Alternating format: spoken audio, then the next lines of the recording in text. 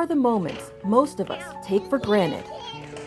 Time spent with family, the sound of laughter, and the love shared with those we care for most. Brian Lynn and his family now know these precious memories are all that matter. I think I came so close to losing it all. It just makes you appreciate every moment, every hug, and I'll never take it for granted again. 43-year-old Brian Lynn is a son, uncle, husband, father of 3, and local business owner. He's a University of Florida graduate and a former Marine who lives an active life. I usually try to go about twice a month. Sometimes it'll be by myself, sometimes my dad will come out with me or Leslie. 10 knots a wind, that's good. It's fun, it's a nice break. You know, when you're running a business and it just feels like you're going 900 miles an hour, so to be able to come out here and go 1 mile an hour, that's a treat. That all changed Sunday, April 24th. Early that morning, Brian got out of bed and went to the restroom after telling his wife, Leslie, he felt sick. And as soon as I just, seconds later turned the corner, I saw him laying in the hallway. Brian fell, hitting his head multiple times. And there was blood pouring out of his ear. And that was extremely shocking for me and my mom. Paramedics rushed to the Ponte Vedra home and placed Brian into an ambulance, but they quickly realized he had to be flown to UF Health Jacksonville fast. They said he was declining and he wasn't responding to any more questions and wasn't at the state he was before. Dr. David Skarupa was the attending trauma surgeon on call that morning. Over serial exams, he declined, and we mobilized multiple resources very quickly. We did identify early that he had a severe traumatic brain injury and that we needed to act fast, and we did. It's just so surreal, that you've just had a day with your family and we were going to go sailing that day and your world just stops.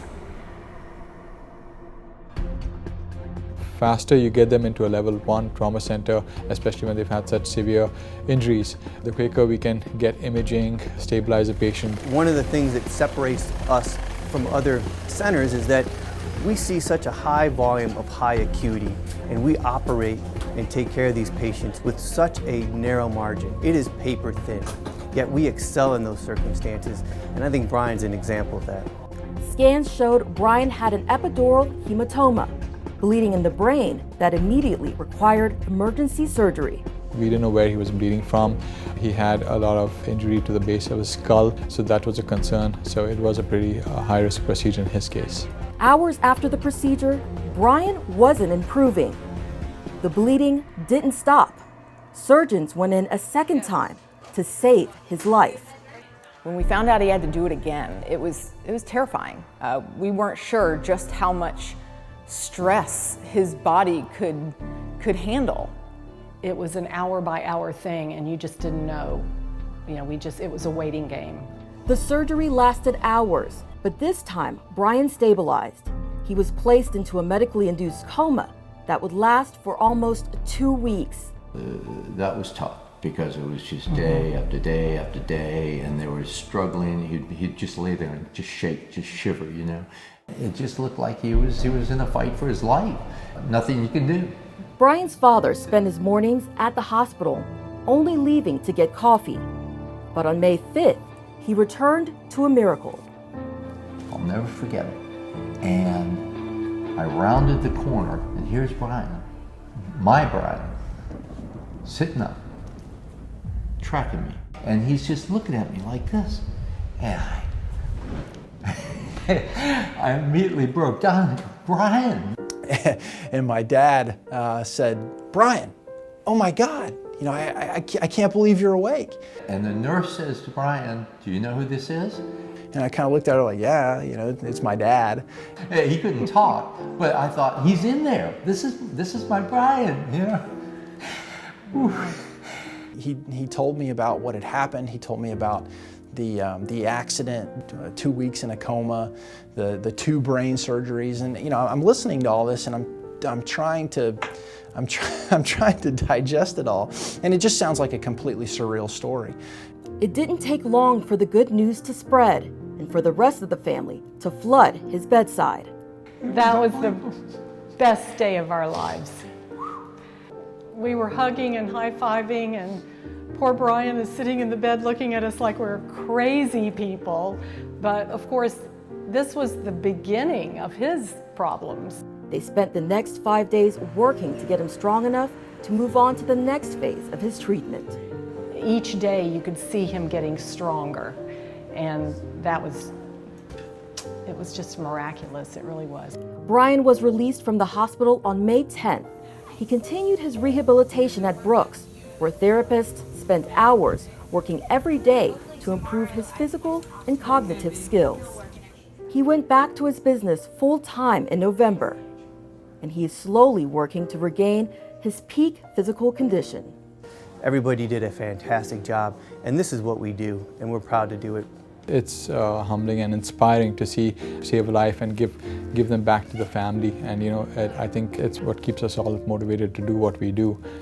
These guys are the best of the best. Like, we have the best of the business overseeing his care. From Dr. Ramathula, the surgeon, Dr. Laura, his assistant, they were fabulous.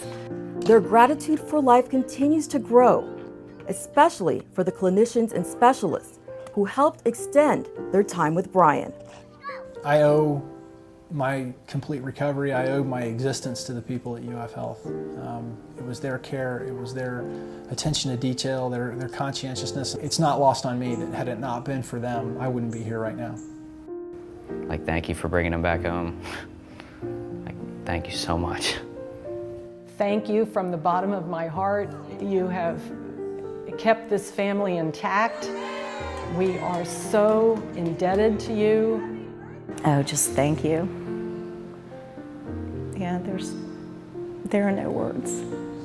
There's not a moment that goes by that I don't thank this team and the powers that be.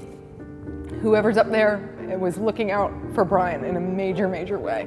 If I live to be 100, I don't think I'll ever fully understand the reasons why some people with the injury that I had can never make it back to full health. But as far as me, I mean, it's as though it never happened. I mean, I'm doing everything I was doing before the accident with no deterioration or degradation. Everything is exactly as it was before.